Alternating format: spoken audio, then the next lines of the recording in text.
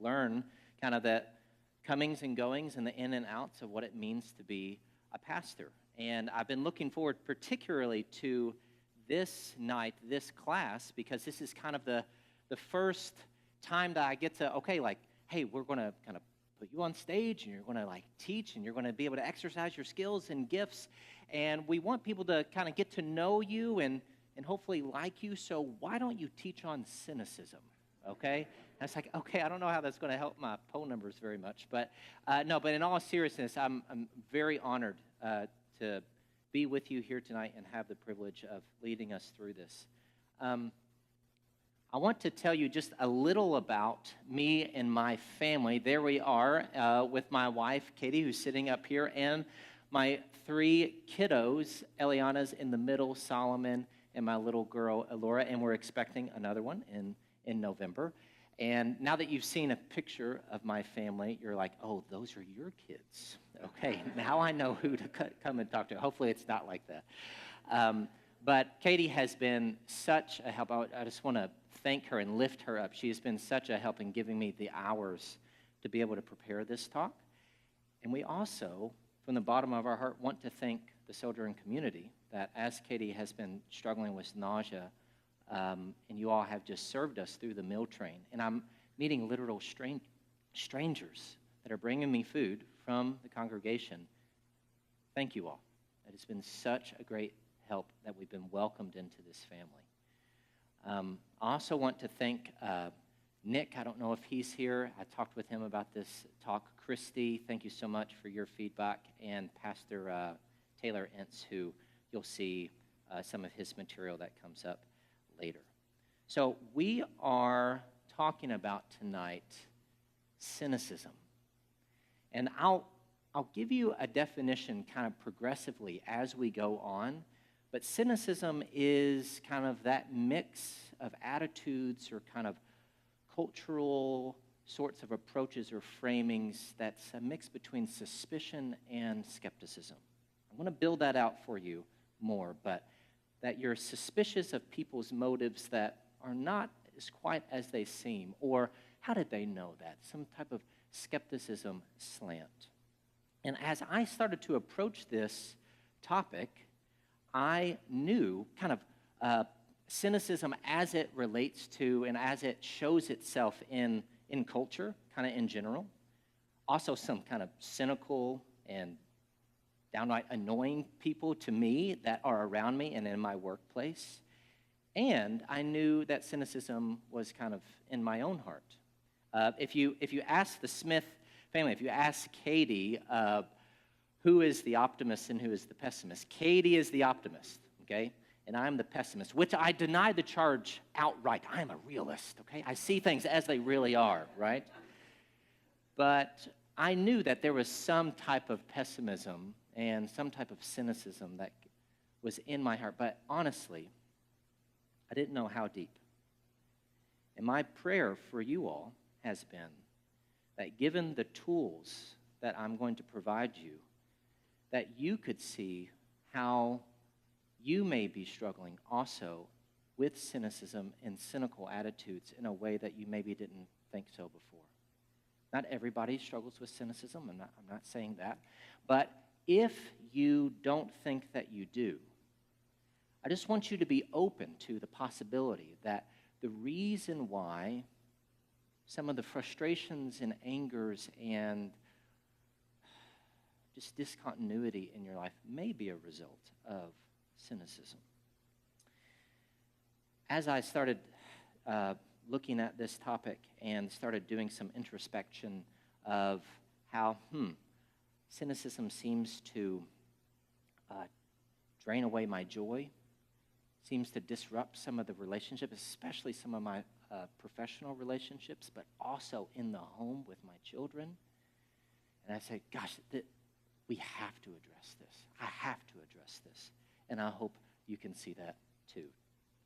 So I think there are 2 people here in the room tonight, or at least 2 people, I should say.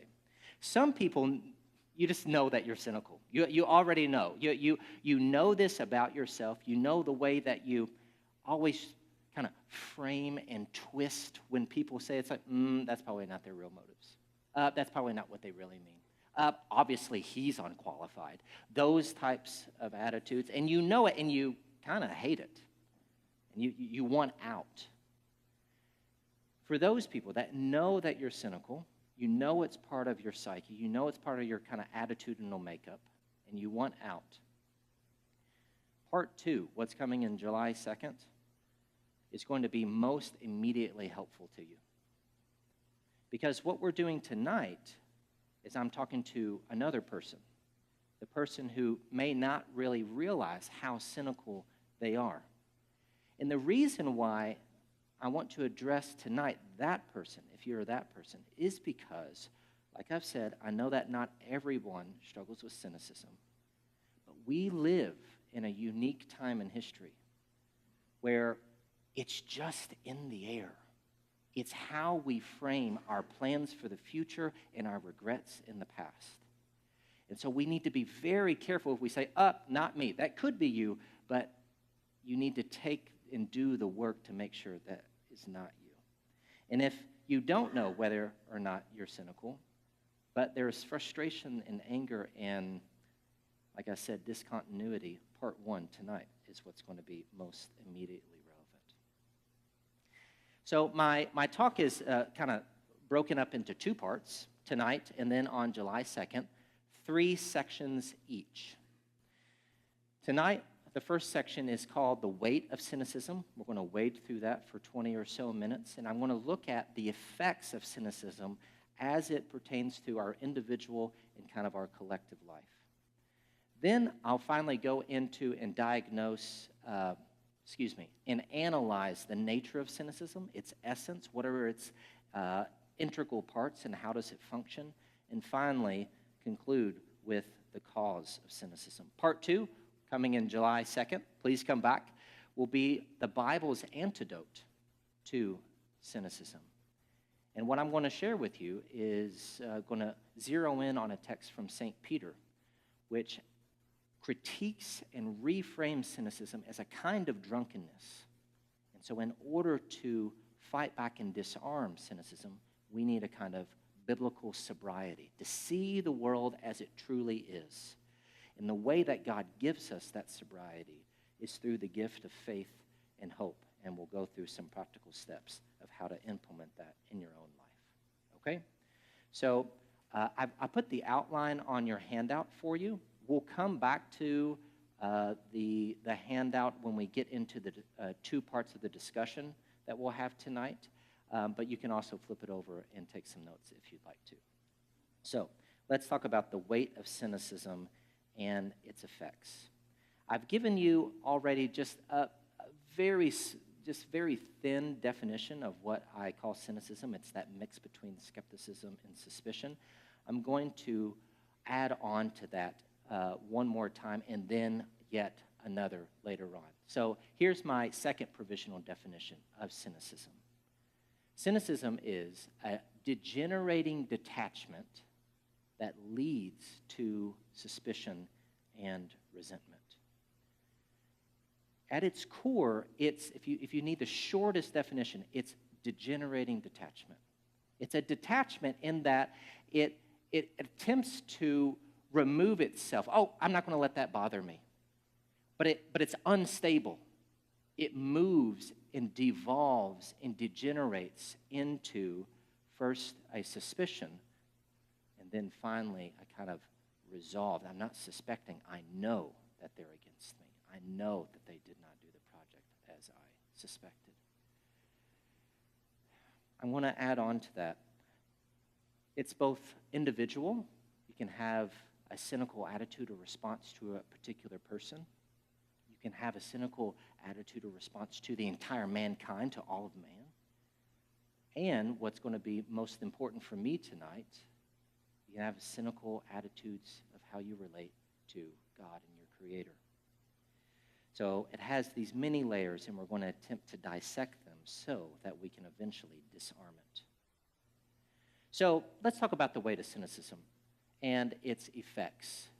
The first effect, negative effect, is that it's just no freaking fun. Have you ever met a happy cynic? No, that doesn't exist. Cynicism robs us of our joy.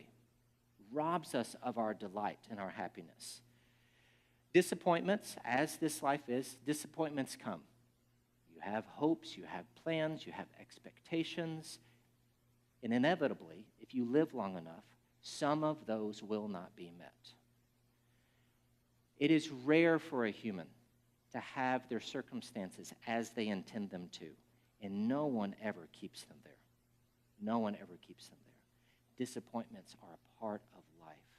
And when those disappointments come, if those desires, if those plans, the closer they are to your heart, the more grave and deep the disappointment. And at first, you're just kind of peeved off. You're angry. But you can only remain angry for so long. You can't just practically function and go about your life smoldering all of the time. So as a function of self-protection, you go from anger and smoldering to detachment. Well, I'm just not going to care about it as much anymore. But that move of self-protection from anger and smoldering to detachment comes at a pretty high cost. So let's put some meat on these bones. So you are worthy and deserve a promotion at work.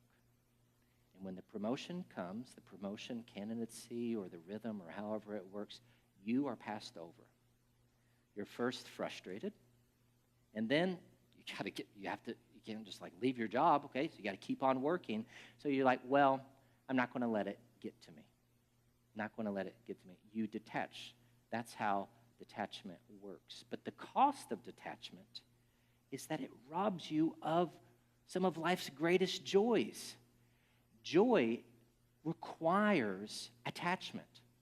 If you have joy in your friendship, you have to attach yourself. You have to wrap up your projects. You have to, hey, what's going on in your life? And you have to attach yourself. If you have joy in your work, you have to attach yourself to the meaning and to the plans and to the goals and to the accomplishments that you have in that job. And detachment, by the very term, severs that relationship. All joy is delighting in some desired good, whether in a relationship or in an occupation. And detachment cuts that off to stay safe. So detachment is mostly safe, but mostly joyless as well. It kills our joy. Another negative outcome of cynicism is that it destroys our dreams and motivations. I love film. I love movies. As part of my kind of Sabbath ritual, I always look forward to, it's like when the movie on Friday night or Saturday night is finished, I'm looking forward literally till the next week, because I always watch them on Friday and Saturday night. And recently I watched this great 2023 film called The Holdovers, starring Paul Giamatti there in the middle. It tells of a story of a teacher at a college preparatory school in New England. And the story goes like this. And it's such a telling story of how cynicism destroys our dreams. The teacher is a promising student. Years prior, as a young boy himself, he is a student at this college preparatory school. And he shows immense promise in history. He's going to go off, he's going to study, be an academic and change scholarship and affect scholarship in such a way in the discipline of history. And so he goes off, he gets into an Ivy League program in history, and disappointment meets him there. Actually, some injustices, some things, ultimately, long story, prevent him from graduating that program. And now he can't do what he intended to do, to affect scholarship. But he still has to work. Thankfully, he gets hired by his alma mater as a teacher in history. And he kind of recalibrates himself, and he's like, well, at least I'm going to make an impact in these boys' lives. I'm going to help them approach life with finesse and with wisdom by training their minds and their characters so that they can go off and do great things. But again, disappointment meets him there. Because what he finds, even though he's this extremely bright teacher, is that no one cares. Certainly his students don't care. They don't care about his teaching. They're just there so that they can get through to the next thing, to the Ivy League. That's where most of them go. But even the administration doesn't care. There's one scene where he comes into the headmaster's office. They're like, you're teaching them too hard. They're just here to get to the next place. And in a telling moment in the film, he's talking to another worker. The teacher's talking to another worker at the prep school, and he says this: I thought I could make a difference. I mean, I used to think that I could prepare them for the world, even a little, provide standards and grounding, like Dr. Green, the headmaster, always drilled into us. But the world doesn't make sense anymore. I mean, it's on fire. The rich don't give a shit. Poor kids are cannon fodder. Integrity is a punchline. Trust is just a name in a bank. We feel this. It is human to long. It is human to plan. It is human to have dreams. And what cynicism does is it comes in and says, it's not worth it. You either want to be right or do you want to be happy? If you want to be right, then don't risk it. And he sees that. We see that. Cynicism kills our dreams. It also destroys our relationships. Destroys our relationships. That suspicion that is part of cynicism is kind of the relational muck that prevents our relationships from flourishing, both personal and professional. I was reminded of William Golding's Lord of the Flies. You're probably familiar of it from high school.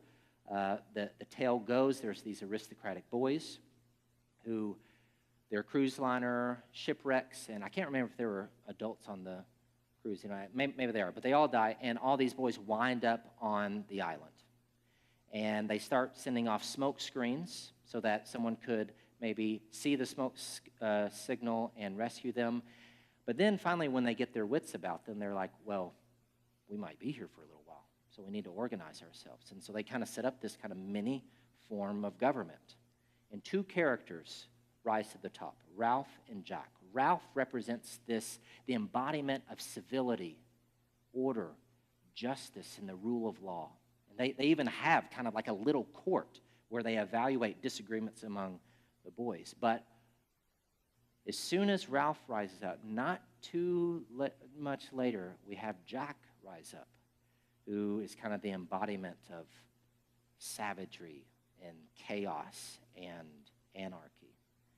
And as the story goes along, they have kind of rivalries and tiffs, and Jack begins to gain a following, and through some tragic moments, two boys are actually murdered. And on the last set of pages, there's a naval officer that arrives on the shore, and the boys who are fighting with one another look at themselves, looks at their rescuer, and begin to weep, realizing what they had become. And the subtle and insidious suggestion is, any civility is just scaffolding. You pull it away, and we're all just beasts. We're all just beasts. Be careful about trusting too much in man, in another. Because as soon as the consequences are not going to be delivered, they will stab you in the back. It destroys. How can you have good relationships when that's your take? It destroys good relationships. Not only does it destroy flourishing kind of interpersonal relationships, it destroys societal relationships. You can't have a flourishing society that is permeated with cynicism. One political scholar puts it this way. He says, today, much social criticism rightly offers rigorous analyses of political systems and structures to diagnose, deconstruct, and disrupt domination. Yet this criticism can breed cynicism and despair if it does not also empower audiences to address the problems it diagnoses. Of course, with power there comes corruption, so you have to have these modes and these available avenues in a flourishing society to keep power in check. Of course, he's not denying that. What he's saying is that you can't simply go on critiquing, lobbying, this is what's wrong and that's what's wrong, without getting your hands dirty and actually providing the sorts of solutions that would fix the problem that you're analyzing, that you're showing. And yet that's kind of where, I think this is Richard Lamb, that's where Lamb finds our current kind of political discourse, and you don't need to go too far to be like, yes, I see that. It's just lobbying and critiquing one another without any real solution to fix the antidote, which would be hope. To provide the antidote would be hope. He goes on further in the article. He said, we have a hermeneutics of suspicion where people are suspect not because they have been proven to have ill motives, but it's assumed, and we go out and find cases to fit that narrative. It's just an assumption. It's a false doctrine of sin where we assume the fallenness before anyone ever acts. So ill motives are assumed. Virtues are suspect. They're just facades and scaffolding of getting power, of getting even like clearly sacrificial acts. Oh, they're doing that for a following. And you can't build a society that needs to trust one another and share responsibilities for economic and civil goals. It will destroy societies. I was reminded when on this issue of societal trust and kind of the hope of having a flourishing society of one of my favorite painters, Thomas Cole. Thomas Cole is a 19th century neoclassic painter, and he makes this set of, it's not just one, this is the first one. He makes a set of paintings for his patron that are called, oh wow, there it goes. Course of Empire, there it is. The Course of Empire. And it kind of shows the progress, the rise and the fall of civilization over time.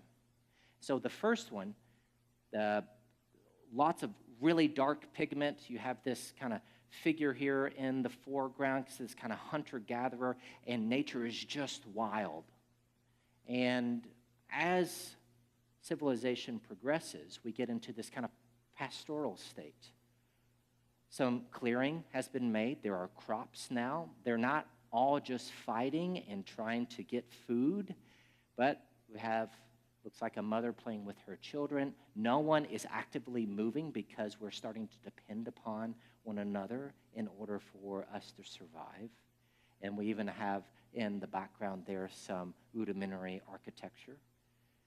And then I have this one in my office, consummation, the height of civilization. It's very reminiscent of kind of high Greek or Roman culture where nature is not, you can't even see really much of nature. It's all been built. It's all been built up, and we are cooperating in high art, high philosophy, high order, and the rule of law have come together in order for this to flourish. But this is only 3 of 5. Same scene. What is this called? This is called destruction.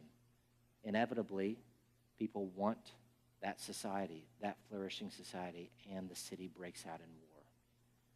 And finally, that same scene, which if I'm not mistaken, this is the only one that doesn't have a human in it. If you find it, it'd be like, there's Waldo, you can tell me. But I don't think there's one in there. And well, you see this great, impressive society now just ruins. And, I mean, on one level, it's like a basic historical, anthropological fact. Like, yes, every society fails. Every civilization is going to come to ruin. Even the great eternal city of Rome, it fell. It just took 1,000 years. But I cannot help but think that he's saying something deeper than that. That not only as a matter of fact they will, but like, what's the point? Vanity of vanities. You build your houses and then they'll just come down. You'll build your society, but it's just going to look like this with no human in sight. What's the point? That question, what's the point, is the question of cynicism. All structures fall, nothing remains. So not only does kind of rob our joy, create, destroy our dreams and our motivations, societal and individual trust. It can actually like balloon and enlarge to an entire kind of worldview of how the world is, not just on these particular domains, but kind of all of it in its entirety. And as I was looking for an example of this, I was reminded of this picture. This picture is super cool.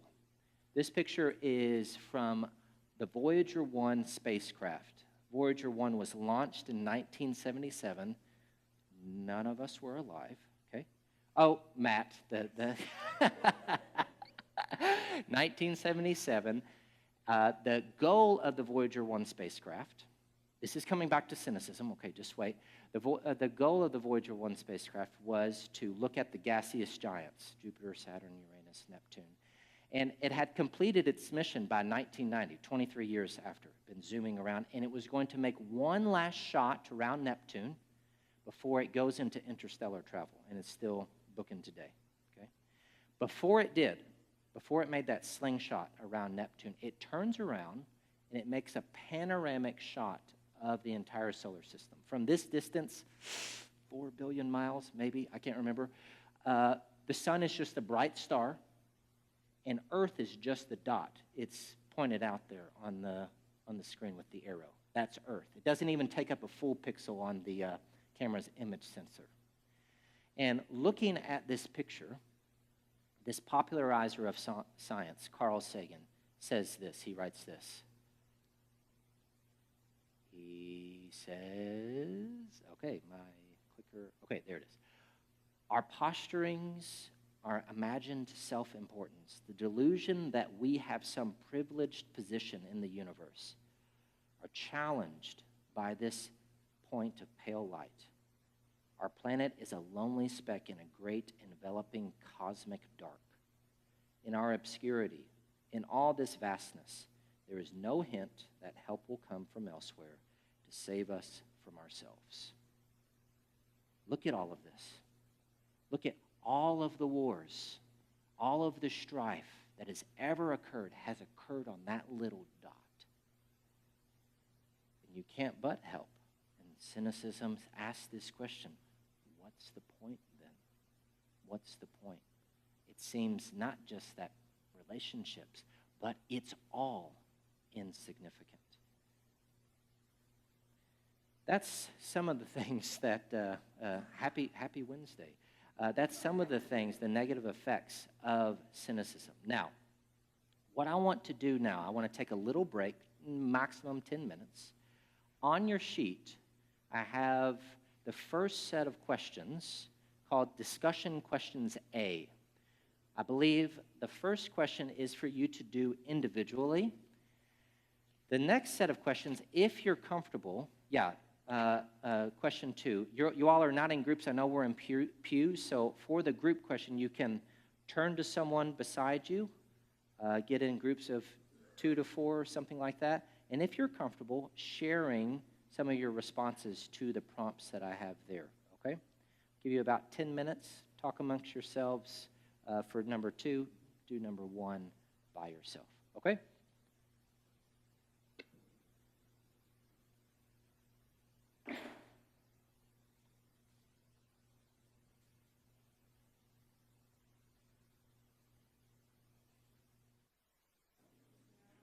So I know these are tough questions. I know they may be a little uncomfortable. And the reason why we're spending so much time on the bad news, that this whole entire night, part 1, is on just what cynicism is, because we cannot disarm it if we don't know what it is. If we can't diagnose it, we cannot give a prognosis. And so what I want to do now is give you, to the best of my ability, the kind of internal workings of cynicism, okay? And I've already given you that provisional definition, degenerating detachment that leads to suspicion and resentment. I want to kind of fill that out a bit more and show you where it comes from in us, what it can or who it can be directed to, and some of those causes. So why in the world, if I'm trying to be understandable and simple, do I use the word detachment? It's just like it's not, it doesn't flow off the tongue. The reason why is because cynicism kind of historically comes from this guy. This is the most famous classic cynic. This is Diogenes of Sinope. Okay? He's not the only cynic, but he is certainly the most famous. He's always portrayed in this kind of forlorn state. He's a beggar. Okay? He's given up the pursuit of wealth and of fortune and of luxury. He's even given up the pursuit of pleasure. So that's why he's portrayed in this tub of a bath. He sleeps there. I'm not even going to let myself enjoy the pleasures of a great bed. And there's always dogs there, because I think the Greek word literally cynic just means dog, because he would wander around the city like a begging dog. Now that's kind of weird, okay? But Diogenes' goal was to pursue that sort of life that is worthy of his humanity. That is, to pursue a life that I can secure happiness and it not be taken away from me. And his insight, and all of the cynics share this, was I can only pursue and build what I can absolutely control. And I cannot control my circumstances. I cannot control my fortune. The only thing that I can control, according to him, is my virtue, building up my soul. It's the only thing that's within my control.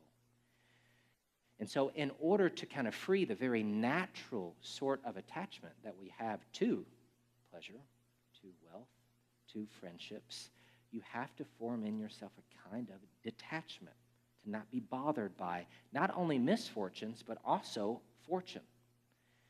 And that's kind of where detachment comes from in its classical instance. But modern cynicism that inherits this only gets that apart. That is, the sort of cynicism that now is in our current age gets detachment, but detachment is unstable. It moves, it evolves, or should I say devolves and degenerates to suspicion, where we think, I'm not going to let the boss's promotion of someone else bother me. I'm going to remain detached. But then some incipient whisper, some small voice says, well, maybe he's actually against you. He's out to get you. He doesn't notice you enough. And you begin to suspect ill will against you, evil against you. And when that route and that life has taken full course, it gives birth to a kind of resolution. I no longer suspect, I know he's against me, even if the facts say the opposite. That's modern cynicism. That's where I get detachment from, because that's still present in our current form of cynicism, but in many ways, our current form of cynicism is more dangerous because of those two further components. So, you have this kind of mode, this progression from detachment to suspicion, and it can go back and forth. You can become resolved and then go back at the suspicion, go back at the detachment. But that's not all. Because cynicism issues or comes from or arises out of two different parts of us. We can have kind of cynicism of the heart, which is kind of the most noticeable one, where our desires and our expectations for the future, we're cynical about this, those probably aren't going to work out. But we can also have this kind of more intellectual sort of cynicism, the cynicism about knowledge, which is basically a sort of skepticism. Oh, how could you possibly know that? Or I can't know that. But not only does it have these three different stages, and not only does it have these two different ways that it arises in your psyche, but it can also be aimed or toward different objects or persons. And the ones that I'm going to talk about tonight, pretty exhaustive, is humanity or man and God. So things are starting to look a little complicated because we have these three stages issuing from two different parts of us that are aimed at two different objects. So I'm going to give you the cynicism matrix, okay? We're not taking the red pill or the blue pill, but it's this sort of diagnostic tool that will help you in doing some of the exercises that you're going to do between now and July 2nd. And I want to go through not all of these quadrants, but you'll see there that on the left, that's the cynicism of the mind. And on the right, top and bottom, is the cynicism of the heart. But they can take different objects, right? Cynicism of the mind on the top can be directed toward God. That's the top left. Or it can be, the heart can direct itself to God. And likewise for the cynicism of the mind directed toward man and directed toward man from the heart. Let me give you some examples of what this looks like. And the hope here is not to just do, theoretical psychology. That's not the goal. That's really fun. But the goal here is in order to give you the tools so that hopefully you can start recognizing this in your own life, both in those around you and in your own heart, okay? So let's discuss both heart and mind. And I'll start with heart, cynicism of the heart. This is the most felt sort of cynicism. It's the one that is associated and gives birth to despair, gets you down in this kind of malaise of the things that you're expecting and desiring, but you know that aren't going to work out, or at least that's the way cynicism goes. That's what cynicism says. Nick Cave has a great example of this, example of cynicism growing out of the heart, directed toward God. This song, if you don't listen to the lyrics very closely, it has the tune of a lullaby. So you're just kind of dancing and prancing along, and then you start to listen to the lyrics. You're like, oh my gosh, this is like, whoa. And that's exactly what happened to me when I was listening to it. Here's one of the excerpts, one of the stanzas. Let us go now, my darling companion. Set out for the distant skies. See the sun, see it rising. See it rising, rising in your eyes. They told us our gods would outlive us. They told us our dreams would outlive us. They told us our gods would outlive us, but they lied. But they lied.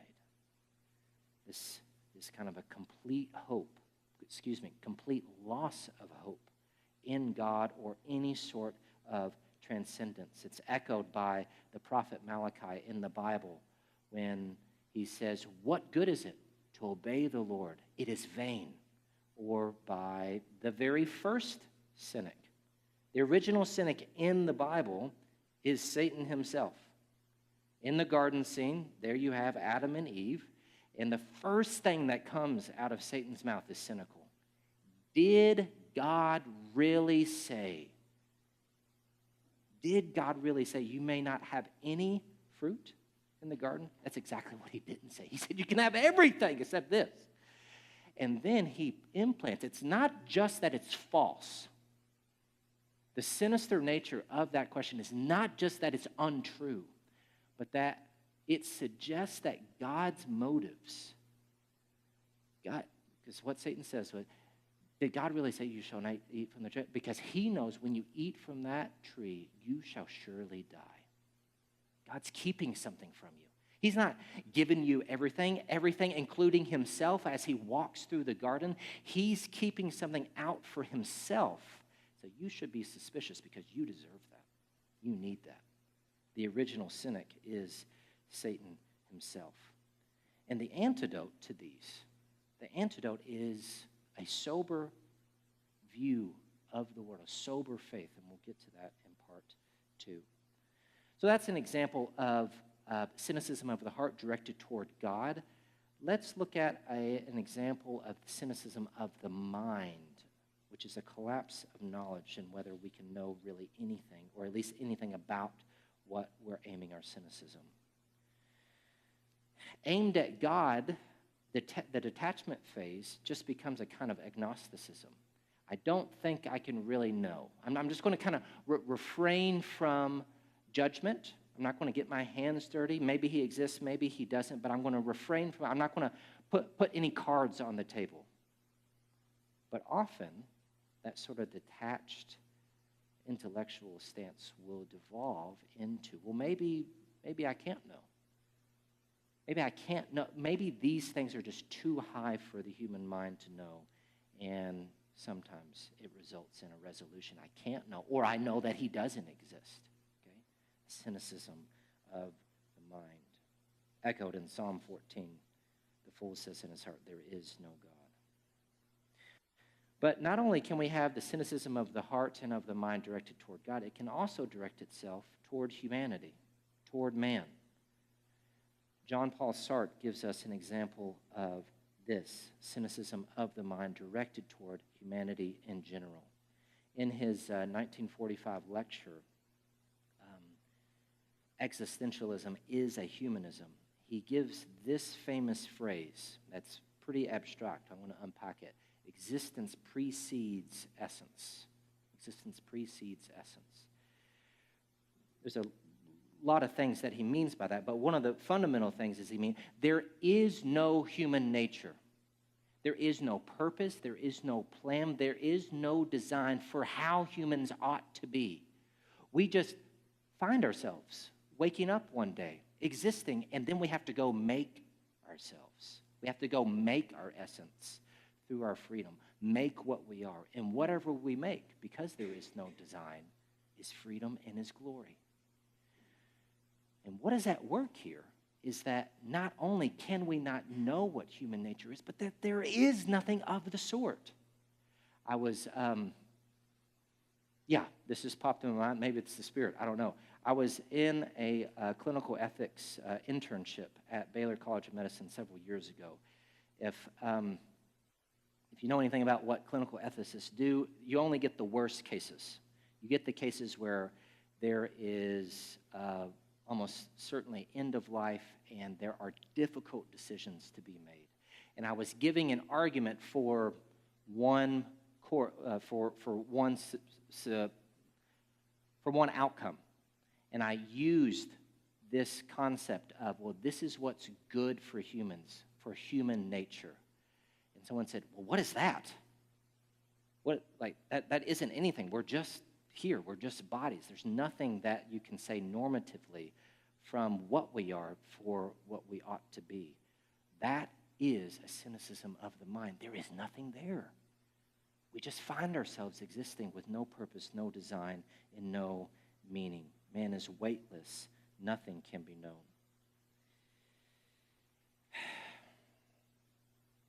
Okay. I've given you some of the negative outcomes of cynicism, and I've given you some examples. I didn't go through all four quadrants of how this shows itself in particular instances when it arises from the mind or the heart and it's directed toward God or man.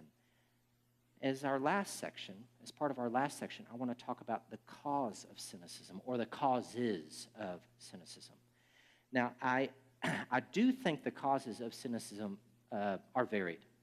I don't think this is not an exhaustive list, but in virtue of trying to get a principle of what happens a lot of the times, that's what I'm going to give you in these first two causes. Okay? Abundantly, in our own cultural moment, cynicism results from failed optimism. Cynicism is the bitter child of failed optimism. When we have overly optimistic projections of what is to come, cynicism is not far behind. I want to prove this to you, at least historically, if not personally. So the historical precedent for this is, in our own culture, I'm talking about the West here, comes from the Enlightenment. So the Enlightenment is that time in human history, 17th, 18th century, where we had an enormous confidence in what human reason could accomplish. not only did we have enormous confidence in what it could accomplish scientifically, but even theologically, that we could, in principle, understand the very nature of God and comprehend him in principle. There was also this milieu that all the world, ordered by a good and powerful God, is in complete harmony, and that progress in human history is inevitable. And if we only lay out the facts and know all the causes, we can predict both political and, of course, scientific outcomes. The previous era, the medieval era, had confidence in human reason, but was way more moderate because it saw how human reason could always go awry by various intellectual and moral errors. But that was erased in the Enlightenment. Huge confidence in what human reason could do. But then, and that's what the picture here is, something happens in 1755. In 1755, in Lisbon, Portugal, there is one of the worst earthquakes that Europe has ever seen, and tens of thousands of people die as a result of this earthquake. Now, as just a base tragedy, it's tragic that all those tens of thousands of people died. I mean, that's horrible. But it had far more reaching effects than simply the tragedy of those tens of thousands, because it implanted that, wait a second, we know God's principles, we know the height of human reason and the progress that is sure to result from it, and yet this has happened. Does God care, actually? Now, Christians and Christian theology has always experienced and dealt with suffering. I mean, our Lord Christ, he suffered. The suffering has always been part of the makeup and had to explain that. But what happened here is that there was such an overestimation and overinflated confidence about, since I know these things about God, this is how it must happen. And that, when it doesn't happen as expected, it deals a fatal blow. It plants that seed that then fully grows into the modern cynicism that we now have inherited in our modern culture. Cynicism is the bitter child of failed optimism. But not only is this historical, this also happens personally, and I'll share one anecdote to display this. Years ago, I had a friend that I started to get to know as Katie and I were moving to Houston, and he was telling me his life story, and we started hanging out, and he told me at that point, he's like, yeah, I don't really believe in God, I'm kind of exploring Eastern religions, but God, in Christianity, the whole thing is not really for me.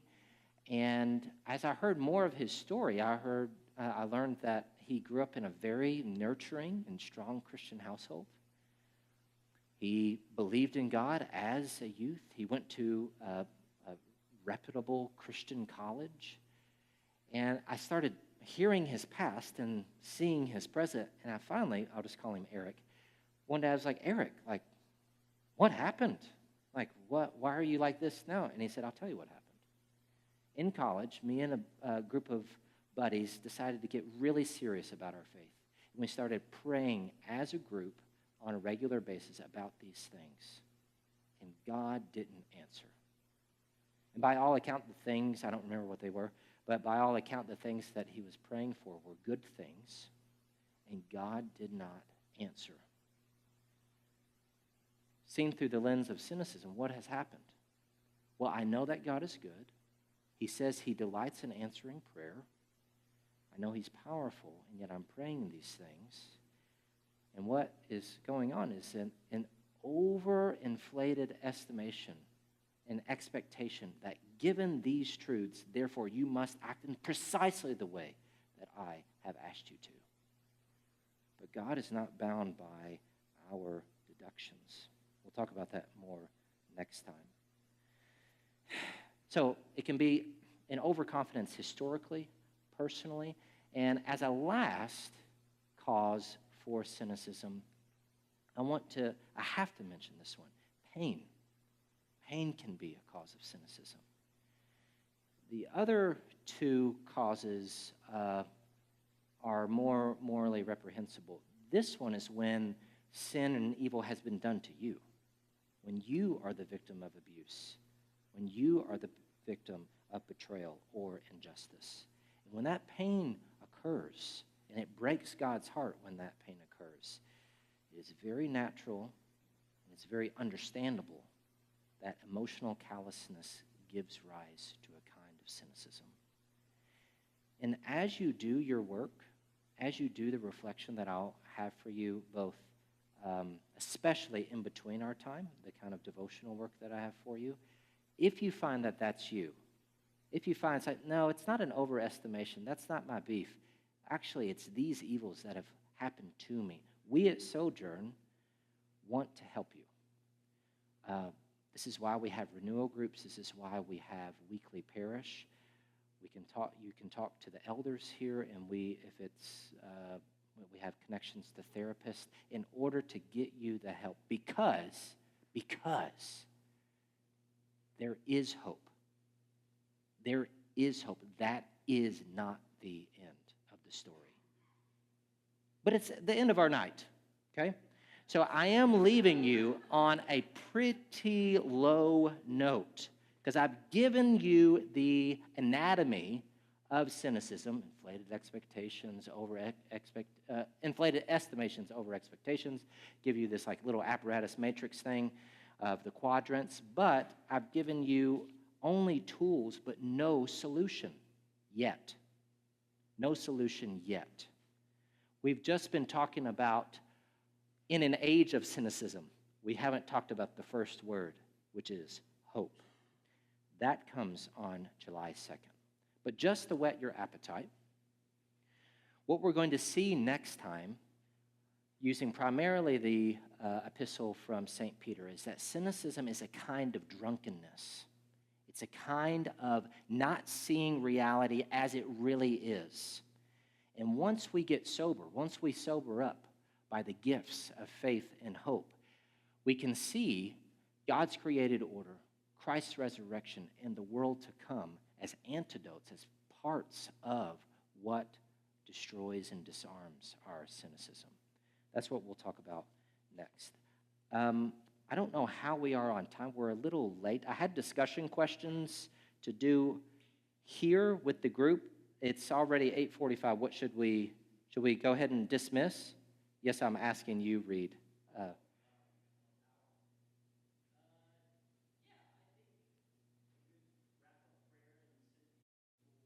Got it. Okay, so before I pray then, okay? So on your way out, I will have an additional handout. It's a kind of a devotional for some reflective questions. It's going to be along the same lines as the discussion questions A that you did in your groups, but there's also going to be some readings of the most cynical book in the Bible, which is the book of Ecclesiastes. You don't have to read the whole book. It's 12 chapters. I'm going to have you read 5 chapters. And the reflection questions are such that you really can't do this in one sitting. Ideally, you would do this over 2 to 4 sittings. You'll be using the tools that I've given you here tonight, but then you'll be looking particularly at the text of Ecclesiastes, his cynical attitude, and what possible echoes of a hope and a solution that he gives you there. Once you do that, come back on July 2nd, same time, 7:30, and we'll look at the hopeful part, and maybe you'll be happier when we end that time, okay? I'll pray for us, okay, and then you'll be dismissed, and I'll be up here if you have any questions. Lord Jesus, you are our hope. You are our hope. This sin has the tendency to hide itself, and when it's hidden, we feel like we are unaffected. And God, there is great freedom in bringing things out to light. So I pray that by your Spirit, you use the tools provided here in order to reveal the deep recesses of cynicism that are harboring in our own lives, in our own hearts, and in our relationships. And that, God, you would whet our appetite for where is the hope? And that you would connect that for them to yourself. Hope in Christ. You are our only hope. It's in your name we pray. Amen. Thank you all so much. Appreciate it.